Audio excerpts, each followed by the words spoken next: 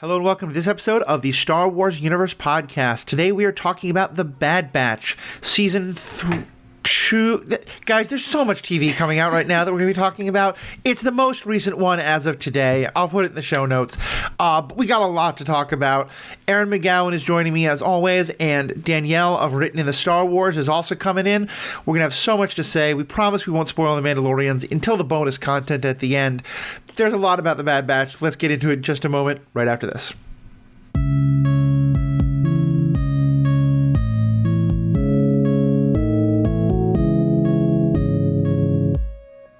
Welcome back. This is Matthew, your host, they, them pronouns, and I'll let my two guests introduce themselves, first starting with Erin, our regular co-host for all things Bad Batch.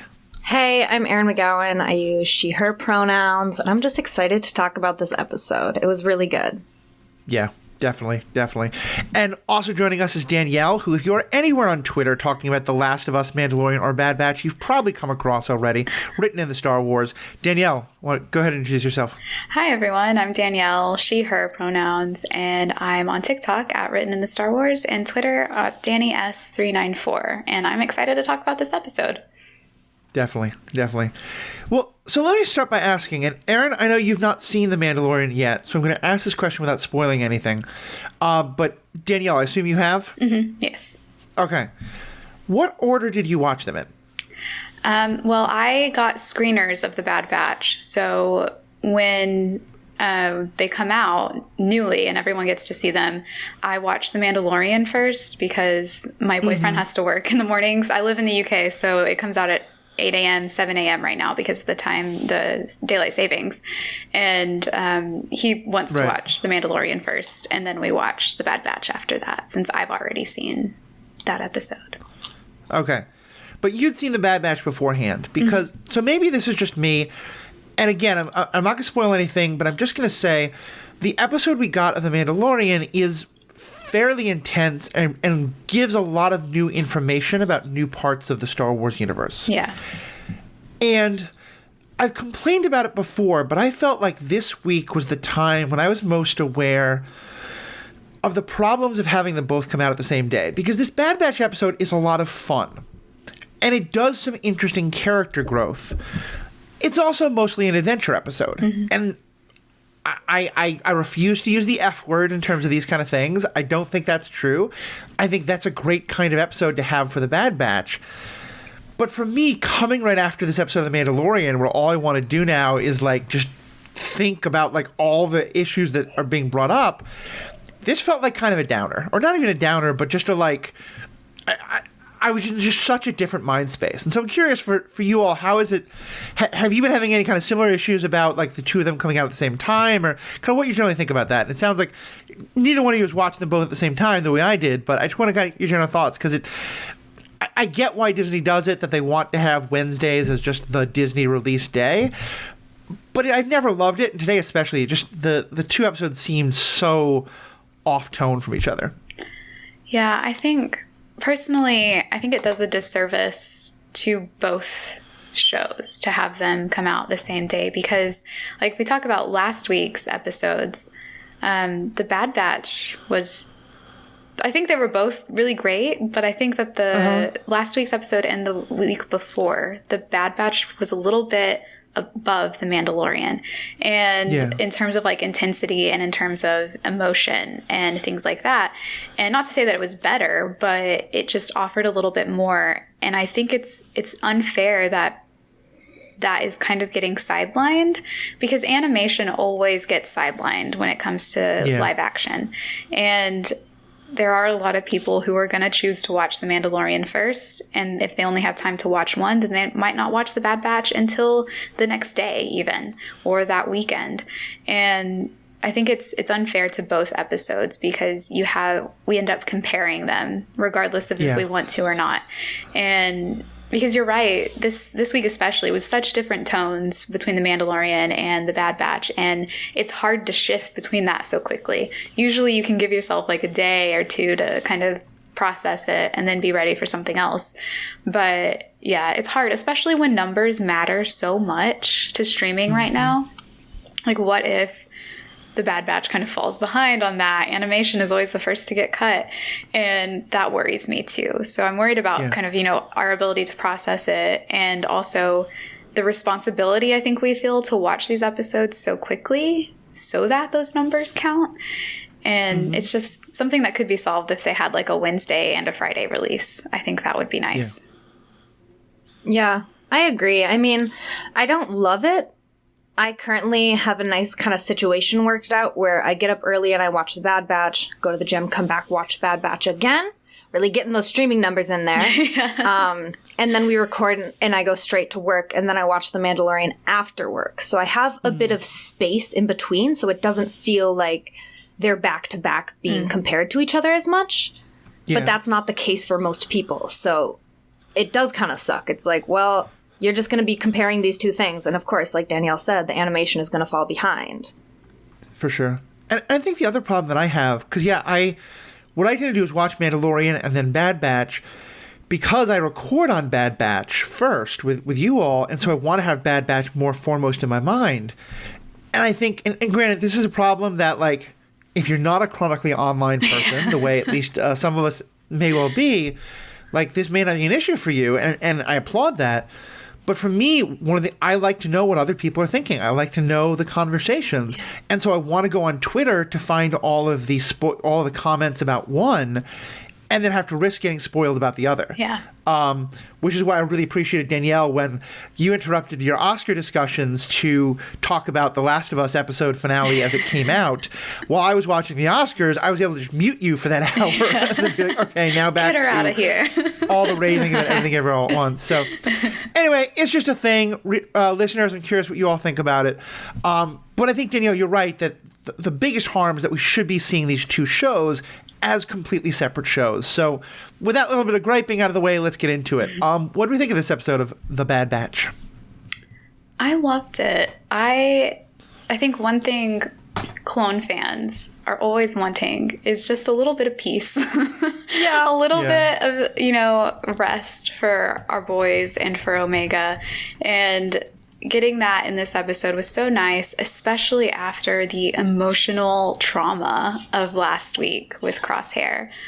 To have a break from that and just get a little levity. And I think that's something the Bad Batch is really good about doing. And I think it's because it's geared towards kids, because they give you a really emotional episode and they're like, okay, we're going to give you some time to breathe.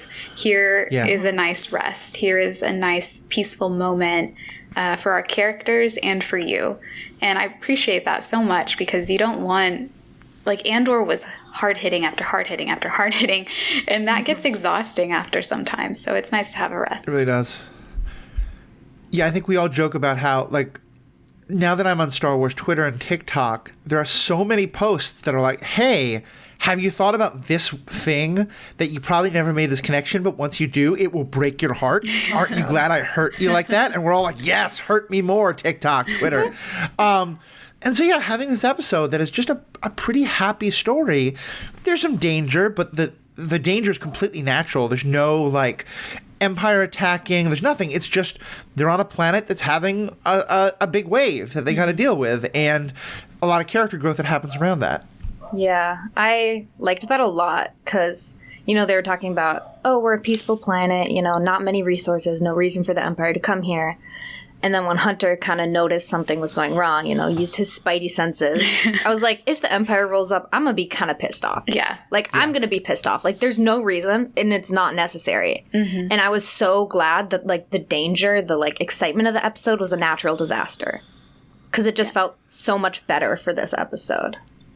Yeah, I was really worried when I first watched it that they were going to be responsible for the Empire showing up, like you said. And I was like, that will break me, because they need somewhere that they let can them have peace. Yeah, and I don't want them to feel guilty, because how guilty would all of them feel, but especially Omega. And I just want them to have a place that's kind of a solace for them, because, they had Sid's place, but their relationship with Sid isn't great right now. And they need something where they're appreciated for who they are, and where they can actually use their skills for something that is productive and helpful and not just a means to an end. Yeah. So let me give a quick plot summary, although it's going to be very quick because there's not much of a plot. It's mostly just some fun action and a lot of great character moments. We start with Fi and Omega trying to negotiate a deal to sell one of the things she wants to sell. The people who are trying to buy it from her actually turns out, oh, surprise, they're trying to just take her down and steal it from her. But they say, you know, did you really bring any you didn't bring enough muscle, did you? And then surprise, the whole Bad Batch is there. She did bring enough muscle.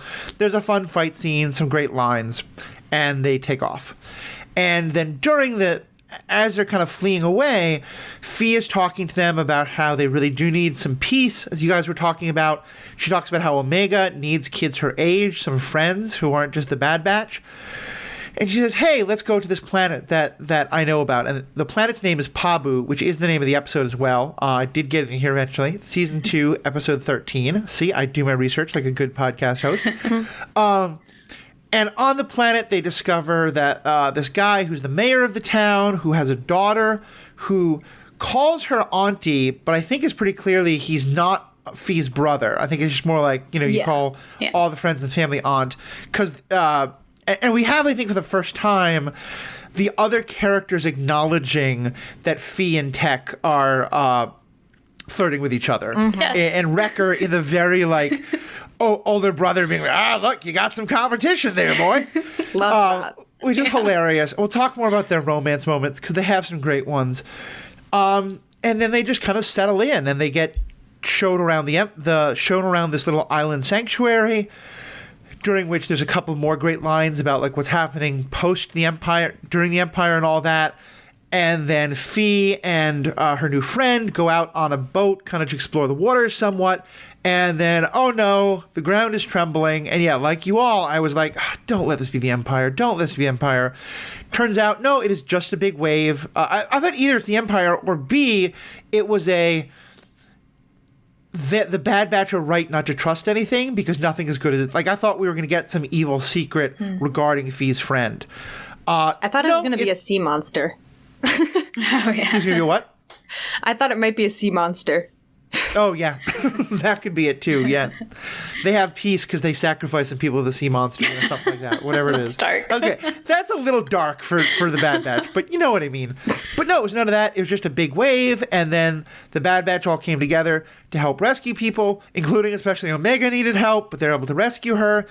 And then they talk about how they have to fix the damage, and the Bad Batch says, yeah, okay, we'll stick around to help fix the damage. That's pretty much the whole plot. Mm-hmm. So shall we dive into the romance novel of it all? Yes. Oh, I love it so much. I was so worried because I've known this for a while, and I was so worried that people would be upset about it, and I think some people are.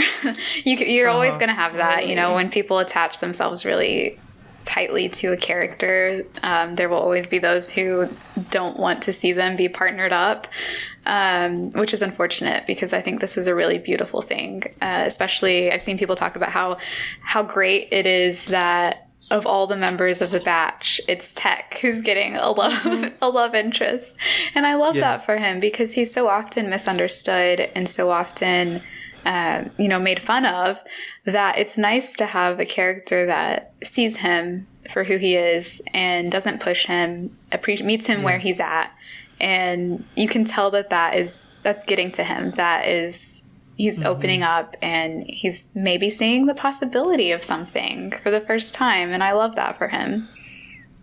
There was one line in particular that felt so very much Tech, which and to me was a heart of the romance. And by the way, I love romance novels. I love rom-coms. I didn't say that to be at all derogatory.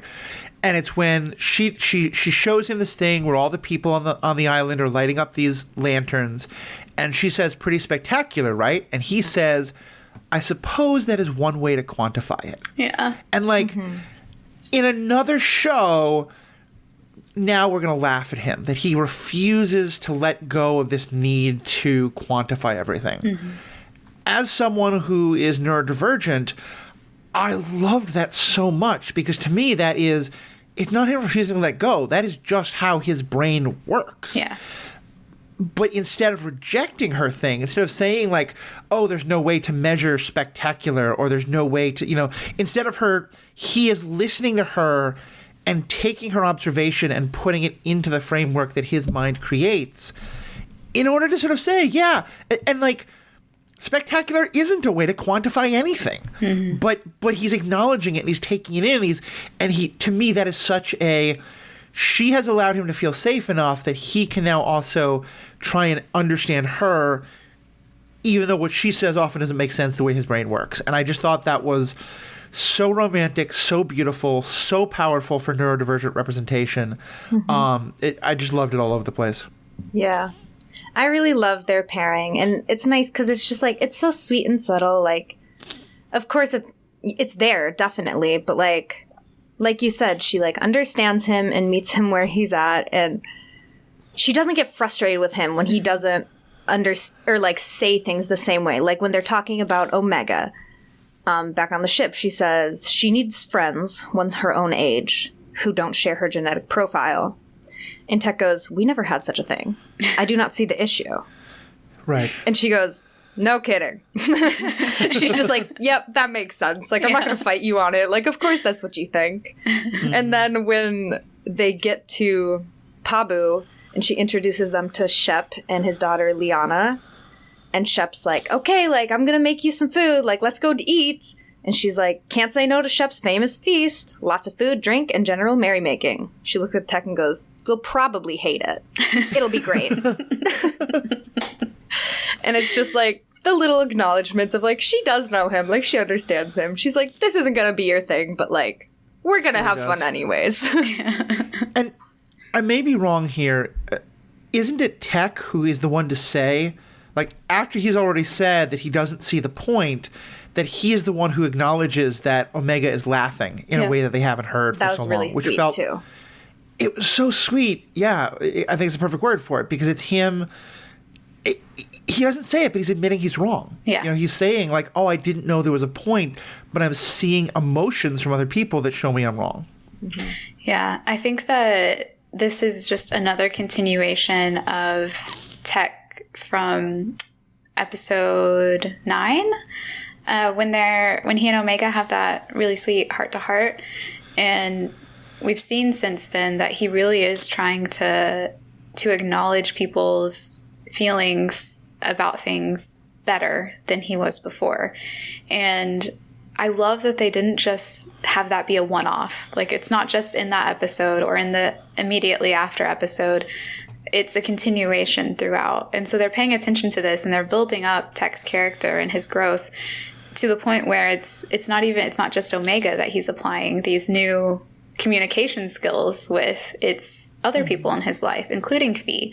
And he's doing that without changing himself. He's not changing. He's evolving, I think. He's adapting to environments and adapting to other people while staying true to who he is.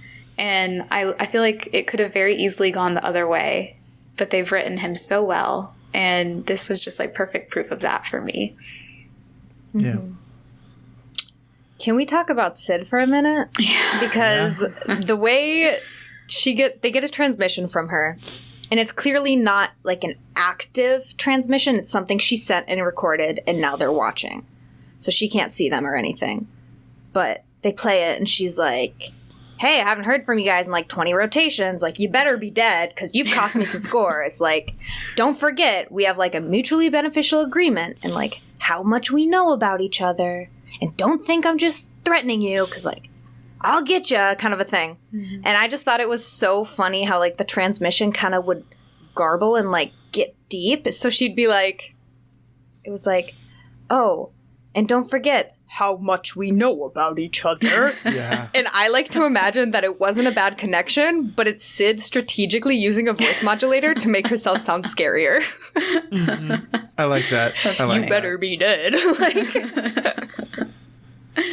yeah, it was such a great moment for her. And I, like, on the one hand, I kind of wanted her to be nicer, but I think this is a fitting depiction of where she would go that we've had of her over the course of the season. Especially in, like, I think the Bad Batch basically ghosted her And this is a good reason to show why you do that, because she ain't getting the hint, you know? And like, I love that. And my guess is that something with Sid is probably going to be one of the sort of big finale things happening. I'll be curious which is always I kind of like, because like I want Crosshair to get back united with them. And I think there's going to be some kind of Bad Batch against the Empire confrontation at some point. May well be in this season. But if it winds up just being a big fight against Sid and her people, I wouldn't hate that. I would kind of love if it just sort of stays on. This season is much more about being off the radar of the Empire. Yeah, and they almost foreshadow that a little bit, because they have, that, and Fee's like, oh, I didn't know you cut ties with Sid. And they're just kind of like, Hunter admits, like, yeah, I mean, we like ghosted her. We're just like, we're kind of done. Like, this is our plan. You're seeing it. And Fee's like, yeah, Sid can be a powerful ally, but she's not really someone you want to cross. So they're kind of really putting out there that, like, yeah, she's probably going to get them in some way or another. Yeah. I like that Fee isn't involved in that, because I was worried.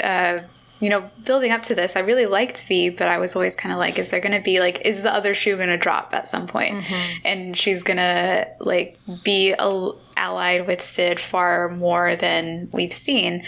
But I always forget that in Star Wars, one common theme between pirates is that they don't really ally themselves with the person they work for. Usually, like, they're for themselves. And we saw that with Hondo, and we're seeing that with Fee. I think that she actually does have a moral compass, and to the point where she knows that Sid isn't trustworthy, fully trustworthy anyway, because she doesn't even tell her about Pabu. And that's how we know it's a safe place, because not even Sid will be able to find them there. And I like that, seeing that kind of Fee has her own reasons for doing things, and it's not fully based off of Sid. Yeah. It was a nice separation of the two.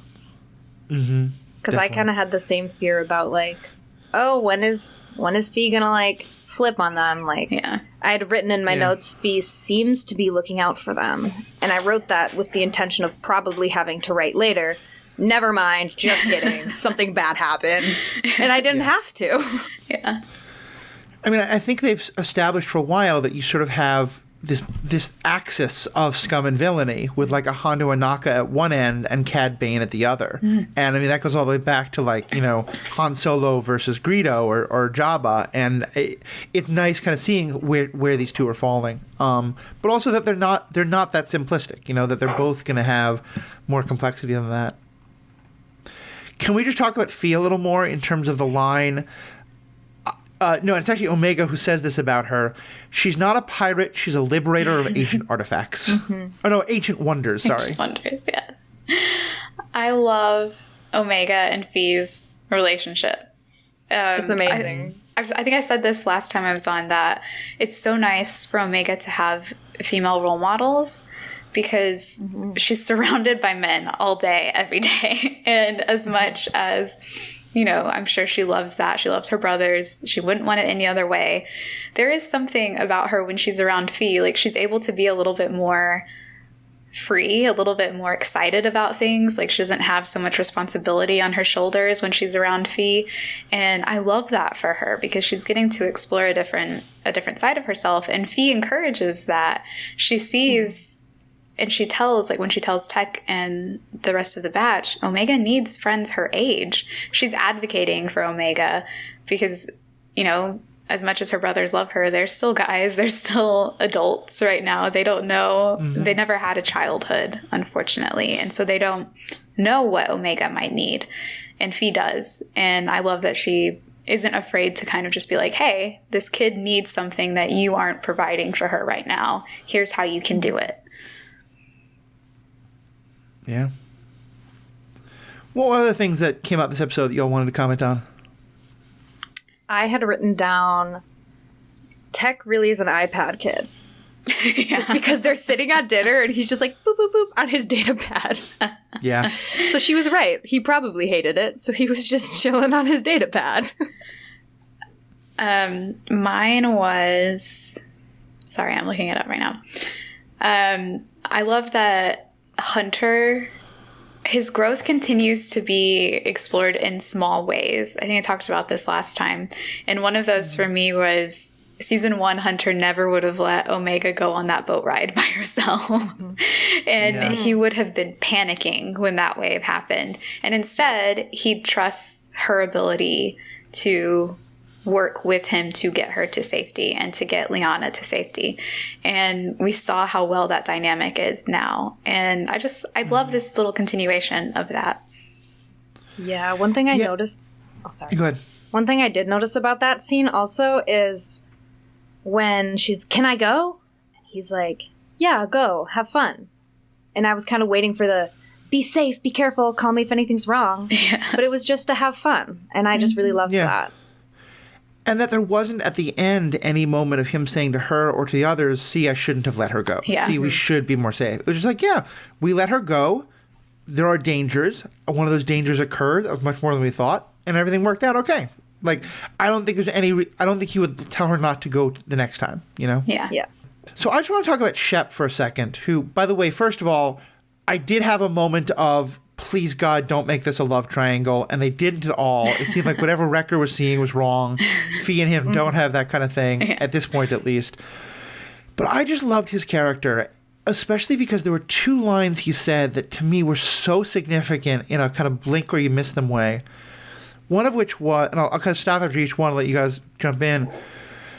The first one was that he's talking about the people who come to this place, this refuge he's made, and he says, those forced to leave their homes during the war and those after. Which it's just a subtle way of pointing out, like, yes, there's a huge refugee crisis during the Clone Wars, but we're a year into the Empire and it's not better. Yeah. And there's still people needing to run away and needing to come here. Yeah.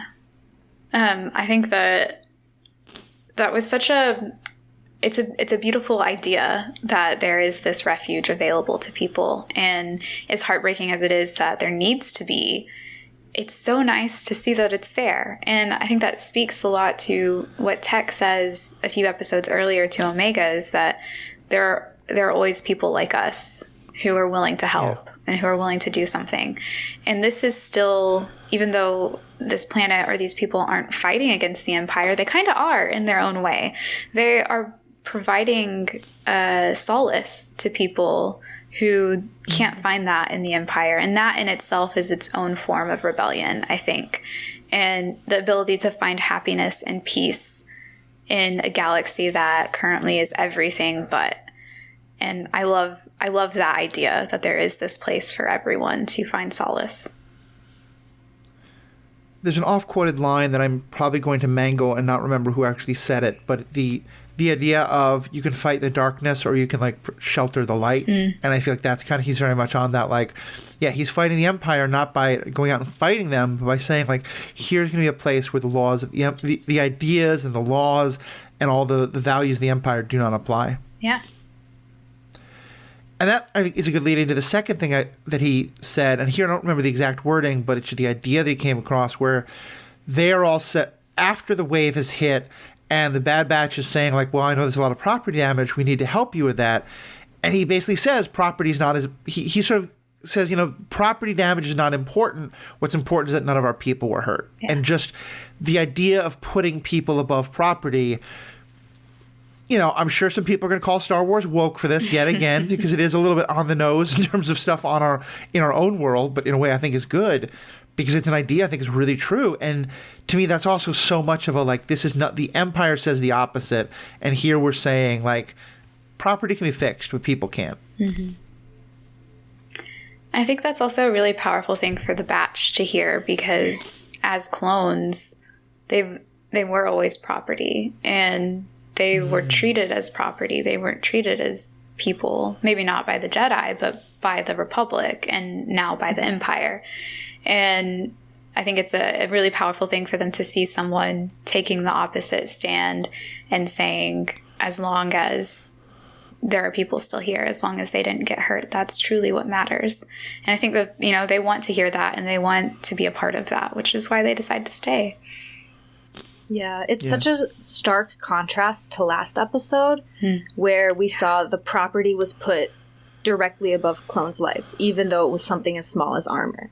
It's like even the least of properties is more important than their lives, like in the Galactic Republic and in the Empire. That's such a good point, Aaron, because I think, what is it that Nolan said last episode? He called the clones used equipment. Mm-hmm. And to have that direct parallel, I didn't think about that, but to have one character in the previous episode call humans, or I guess maybe not humans considering how you view clones, but living beings used equipment, and then have another character in this episode, strongly imply that property is not important, but these lives are more important. That's very powerful. Mm-hmm. Yeah. Very much so. Very much so. One thing I kind of saw and liked about this episode, I noticed it like halfway through the first time I watched it, and then really noticed it the second time, but the batch isn't in their armor. Yeah. They're all wearing like little, oh, you're almost right. like flight suit tunicky things, and the color scheme is similar. Hunter still has his scarf, so it was subtle, but it was like, it just felt like a step away from the soldier and towards more like of this family dynamic they're going for. Because, I mean, like, once they were on Pabu, and like you said, they said, Hunter said, we're going to stay and we're going to help clean up. But to me, that felt like a veil, or almost like an excuse, because he wants to stay for Omega and for them. You know, they saw Wrecker at this feast, and he's like, ugh. Hunter's like, what's wrong? He's like, I'm full. I've never been full. And Tech goes, it was so funny. Tech goes, I'll note the date and time to commemorate such a momentous occasion. Yeah. Why is that so hard for me to say? And Star Wars has now confirmed that the dessert stomach, as separate from the regular stomach, exists in that galaxy far away. And there's space sushi. That's what happened in my notes. One thing I was like, OMG, space sushi. That's awesome. Love it. But you're right. I hadn't picked up on that. So, Aaron, thank you so much for pointing that out. Mm-hmm. And what it reminds me of is something I don't think we commented on much when it happened. But in last episode, as well as a couple episodes earlier, we've seen the regular clones, not in their armor, but in kind of like generic Imperial officer, or not even officer, but like, just kind of like the hats and the generic Imperial uniforms, which also felt like a really interesting move in that direction. Of sort of like, on both sides, the clones are moving away from their military role into something else. Yeah, and changes how they view themselves and how they view the world around, or the galaxy around them too, I guess. Mm-hmm. Mm-hmm. See, this is why I'm so glad I'm doing this, because I ended that episode thinking, Mandalorian was so good, nothing really happened, and we're going to barely have anything to talk about. And here, we're well past the half hour I like to normally shoot for, and there's so much more we can go into. Because, even this episode, which, again, refused to use the F word, but a lot of people will probably call it that. It's a very simple plot, but so much happens in terms of the way the dialogue, the story, just what people are wearing reveals about where our characters are going and what's happened to them. But go ahead, Aaron. I was just going to say, if you wanted to talk about clones for more than a half hour, there's no two better people to have on your podcast. Like, this is very true. I could sit here all day. Yeah. I was also going to say, not to tie in The Last of Us to this, but there's a term that one of the creators has used frequently, and it's called emotional action. When there's not physical action, a lot of people like to say that nothing happened, but you can have a lot of emotional action in an episode to replace that, and that is every bit as important, if not more important, than the physical stuff. And I feel like this episode of The Bad Batch really relied on emotional action on a softer level and not as intense as, say, last week's episode, I would say still has emotional action as well. But in this one, it's more of a peaceful emotional action. It's like, this is what peace could look like. And here's how people who have never known that react to it. And I think that's such an important thing, because we take peace for granted, I think, a lot. And what does this look like to someone who's never had the privilege of experiencing that? I think it's a great point. Is there anything else we want to say about this? I'll say for our patrons, we're going to have a special little bonus section where we are going to talk a little bit about this week's episode of Mandalorian with Danielle. We will be doing our own regular episode with Ashley Coffin. That'll be recording later today and putting out late tonight or tomorrow morning. But there's one particular thing that happened this episode that I think Danielle has a little bit she wants to comment on. So stick around for that. But just to wrap up with Bad Batch, Danielle or Aaron, is there any last things you wanted to comment on? Yes. Aaron, I know you normally have a list. Yes, I do. But just two little tech moments. First off, when they were in the cantina, it was Wrecker and Hunter and Omega and Fee fighting these bad guys, these scoundrels. And they radio back to Tech on the ship, and he's sitting there playing a game of space chess on top of Gonki. And he says to Gonki, like, of course I'm playing by myself. This is the only way the game is interesting. So good. I loved that so much. Tech is so funny. I love it. He's not even trying to be, and that's the best part, is that he's like, well, duh, no one else can keep up with me. This is the only way I have fun. I have to entertain myself. Like, I'm watching the ship. And the fact that it's to Gonk, like, I think it would be true to anyone, but the fact that he's basically alone in the ship except for a single word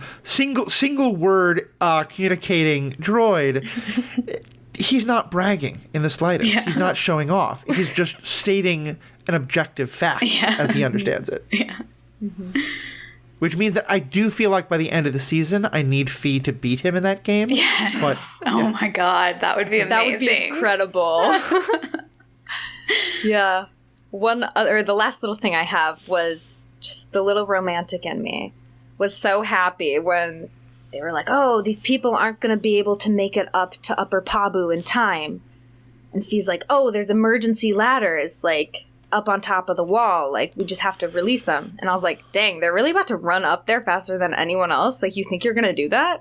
And then Tech pulled out his grappling hook and, like, cha! And he was like, hang on! And I was like, yes, I love this trope! Yeah.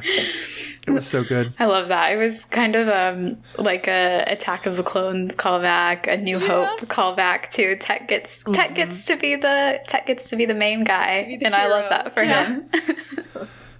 So actually, I keep wanting to wrap this up for time, but there's one more question I got to ask. I have both of you on here. We talked before about how we were sad that Echo was leaving for a while, but that we could understand some ways it would make sense. Do you think we could get this much Tech development if Echo was still here? Because I feel like, as much as I didn't like Echo leaving, Tech being the one kind of nerdy geek on his own, and Echo's different, to be sure, but they're so similar. I feel like we really needed Echo out of the way for Tech to really be able to shine like this. But I'm curious what you all think. I don't know. That's an interesting question, because my immediate reaction is to be like, no, this could happen with Echo there. But all the times we've seen Tech's emotional growth has been when Echo isn't there. And I don't know if that was intentional on the writer's part or not, but I am grateful that we have this. I am a little salty that we don't have a similar thing for Echo. Hopefully we'll get that either, the rest of the season, that we have 3 episodes left, or in the next season if we get one. And I don't know, like it's an interesting question. Say if. Yeah.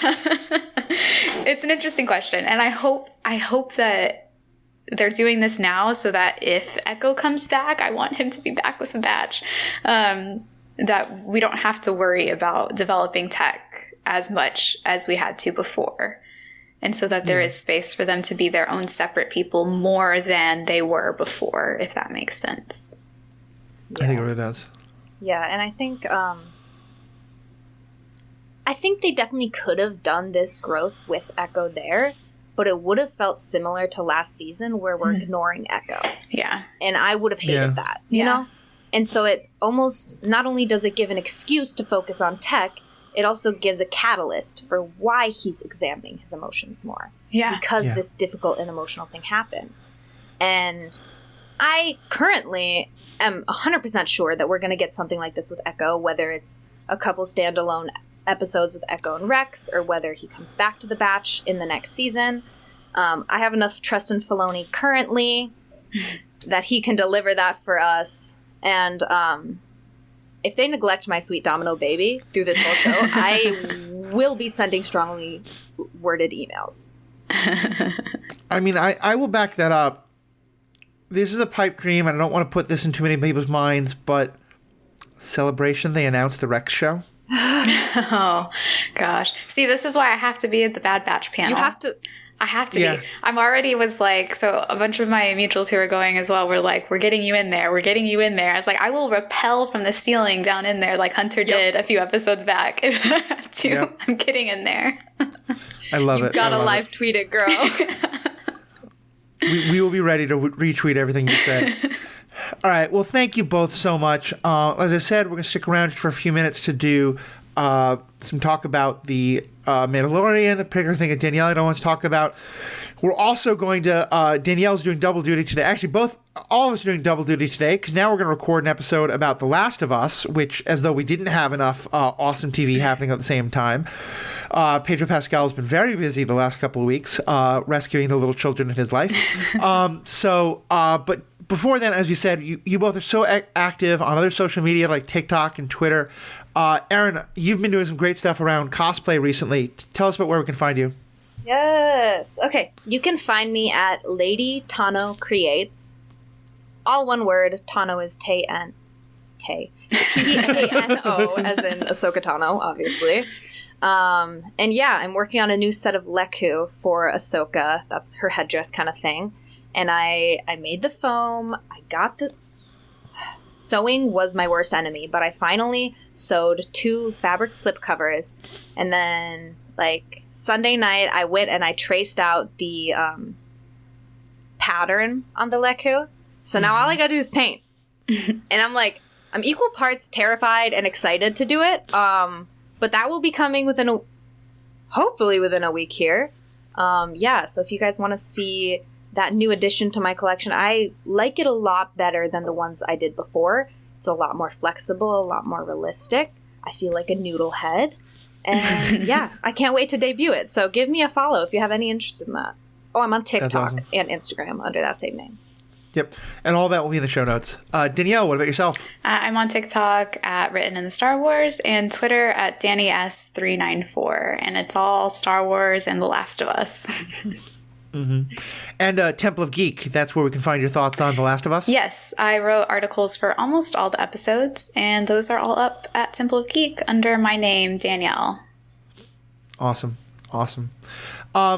Thank you both so much for being a part of this. It's been so great to have you on. Can't wait to have more talk about all these things. As myself, Matthew, The Ethical Panda, you can go to theethicalpanda.com to find all the ways to support this podcast, and more importantly, all the ways to let us know what you think. We love the feedback. I've been getting some great comments from people who didn't want their stuff read on the air, but have said some great things that I've been trying to incorporate into these conversations. So whether you do or don't want to be quoted, please write in. Let us know what you think. We'd love to hear from you. We're doing a feedback episode. It looks like probably at the end of this whole show, but definitely let that all come in. And of course, as I've mentioned before, there are some changes coming to these podcasts in terms of your RSS feeds and where you download it. Everything will stay the same. I love the Straight Up Panda Network. There's some great podcasts happening there. These podcasts will be moving off of that to truestory.fm. For now, nothing really has changed, but I'll just say, if you're deciding that you may want to become a patron, hold off for a little bit. Trust me, it hurts me to say that because I want your money, because I want for supporting all this. But hold on a second, because we're going to have a membership program. You won't have to be a member. It's just basically another way of doing a Patreon-like thing to get special content like the one Danielle and I are about to record. So if you're not a patron, thank you so much for listening. As always, we'd love to hear your thoughts. Please share this with others. Help us find more listeners and all that. And most importantly, have a good day. Tech and fee forever. Welcome back, patrons, and patrons who've watched The Mandalorian, because as I said, there's going to be some big spoilers in this. If you haven't yet, hit pause. This will still be waiting for you. But for those who have, Danielle, do you have a special message for those people who saw The Mandalorian and might have seen one particular moment differently than you did? Din Djarin fell into the living waters. He was not dragged. Yeah. I wasn't sure about it. At first I thought it had to be a creature. But then I saw the mythosaur being just, so doing its own thing. That I was like, I don't think something dragged him. But the level of just idiocy that came out against you. Like, normally I'm not one to support spite, but just talk a little bit about what that's been like the last week, because you've got so many people who weren't just like, oh, I don't think so, but were so mad that you would imply that Din, the perfectly fleet-footed, would ever fall like that. Yeah, and it wasn't just to me, it was other women as well who, like, I wasn't even saying that that's absolutely what happened. I was just like, it would be so funny, and that's what it looks like, that he just stepped off of, the ledge and just plummeted to the bottom. And I wanted like a comic with Bo-Katan being like, maybe you shouldn't go in with all your Beskar, and then he falls and she's like, oh, well, that's why. Yep. But yeah, I just got some comments of people being like, no, it was the Mythosaur. It was the Mythosaur. The Mythosaur pulled him down. He didn't fall. This is Din Djarin. And I'm like, exactly. This is Din Djarin. He would absolutely fall. Whether it's from not paying attention or not thinking about it, or the fact that he is very tired from being beaten up by that monster we saw previously and just refusing to take a break, like Bo-Katan told him. He would absolutely do that. And I think it's so funny that they confirmed it. Like, it was confirmed. I wasn't expecting them to say one way or the other. And when I was watching the episode with my boyfriend, they showed the what happened last week. And I said, look, he fell. The Mythosaur's not even doing anything. He had to have fallen. This is what I'm going to believe for now. And then immediately it was Din waking up and not being like, oh my God, something dragged me down there. Bo-Katan being like, oh yeah, something dragged you down there. What happened? It was literally just like, yeah, I fell. Yeah. And I love that. I loved it so much. My only disappointment, I have to say, was because hearing all those comments, and I was like, yeah, I think Daniel's got a good point. And then watching all these idiot boys attack you, and yes, it was very gendered in terms of like who was attacking and who was being attacked. I certainly wrote something about like thinking maybe that happened and no one attacked me. Can't imagine why. But I started thinking more and more about it, and part of what I came to was, how awesome would it be if Bo-Katan knew that would happen? Especially because this is, just if it's a prank, it's a beautiful prank, and it's totally what she would do. But also, we have this interesting tension between the two of them of which one is the true Mandalorian, and mostly that's like, him and his people are the one who are like, no, you don't follow the creed, you're not of the way, you're not a real Mandalorian. And so but she has some of that too, in terms of like, you don't know the ways of the Darksaber and all that. Yeah. And what a great way for him to be like, no, I know this planet better than you do. I'm going to go dive into these waters that you've dove into before, but I know how to do it. I know everything that's going on. And her being like, all right, idiot. Like, do you know that all of us would take 3 steps down and then dive? Because we knew this. Oh, you didn't know that? Oh, well, guess the creed didn't teach you everything. When he says this episode, I didn't realize it would be that deep. I was like, and because it wasn't. And, Bo-Katan says, well, it wasn't always that deep. It must have been when it was, when the Empire destroyed the planet, it opened up some things. And that's probably where the Mythosaur is coming from and everything. But I just loved it so much. I love that they're not afraid to lean into this. Din is very capable. He can be very smart, but he can also just be some guy who doesn't know. And I love that. And I feel like one thing I also appreciate is that even though Din can act like he is the correct Mandalorian and Bo-Katan's not, I don't think he does it maliciously the way that some of the other followers of the Creed do. I think he genuinely likes Bo-Katan and he respects her.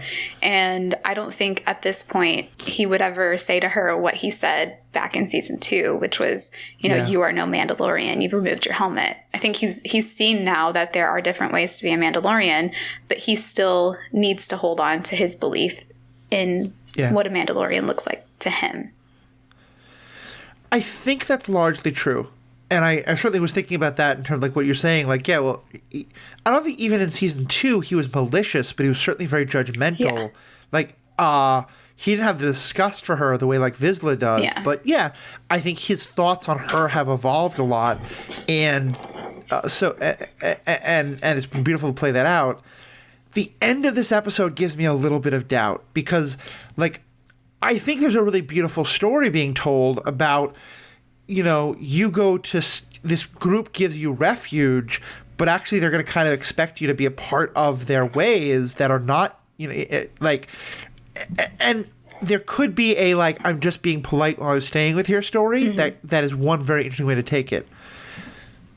There's an awful lot of history about, food banks and homeless shelters and all that saying, like, okay, anyone's welcome. Oh, but while you're here, we're going to baptize you. While we're here, we're going to pull you into our particular, more extreme version of faith. And I have to believe that even if that's going to happen here, that Din didn't mean for that to happen. Because, like, I think that may actually be in a conflict, is that Din may realize that's happening and take her side. Because you're right. I feel like it would... If that was my first thought, was that Din didn't do this intentionally, but I think you're right, that would erase all the stuff that you were just talking about. Yeah, I definitely don't think he did that intentionally. I think there's a lot going on because when I watched it, I felt like Bo-Katan was finally feeling like she was being accepted in this moment after so long of, her followers leaving her, her continually failing to meet her purpose. And now all of a sudden, all these Mandalorians are accepting her and are clapping her on the shoulder and are welcoming her. And I thought that there was something very beautiful about that and something very off, I guess, about that. Yeah. In that it could go one of two ways. It can go either this will be a great new start for Bo-Katan and Din, and maybe we'll see a combination of the Creed or the old Mandalorian ways and the new Mandalorian ways. And I think maybe that is where it's going, but it could also lead to conflict. And I wonder if it'll be a bit of both. I want Din and Bo-Katan to work together. I want Bo-Katan to teach him how to use the black saber. That's my only hope. Yeah. I think those are both legitimate. I think those are super legitimate. I think, and it's also very possible I'm projecting here because I'm a Christian who's part of a more progressive part of the faith who has spent most of my life both being told directly that I'm not a true Christian because I don't follow the way, which often involves hating other people, which is not very Christian, I think, but that's another story. Yeah. And then in my family, I grew up in an interfaith family, so I had that personally, and also have done we got a lot of people to my church who were sort of refugees from those kind of churches. And then in my family, I'm from an interfaith family. My father's Jewish, my mother's Christian. And on the Jewish side of my family, most of whom are Reform or some of, again, kind of the more progressive, less traditionally observant forms of Judaism, seeing a lot of them get attacked by more Orthodox or Hasidic or, other groups like that, being like, well, you're not real Jewish, So I have a very strong, rejection of the, the true way people pulling us in and being like, no, you're technically us now. Yeah. But I love how they've written it because I think it could go in any direction. And I like the idea of both Din and Bo-Katan both feeling a little unsure about where they fit in all this and turning to each other instead of one of their respective creeds. Yeah, I think it would be great if they combined their beliefs into something new, you said, something reformed, something that is more respective of people's choices and their, not being like, oh, you took your helmet off, you can no longer do this unless you do this. Right. Just something that is a little bit more of what the Mandalorians need right now than either of their options.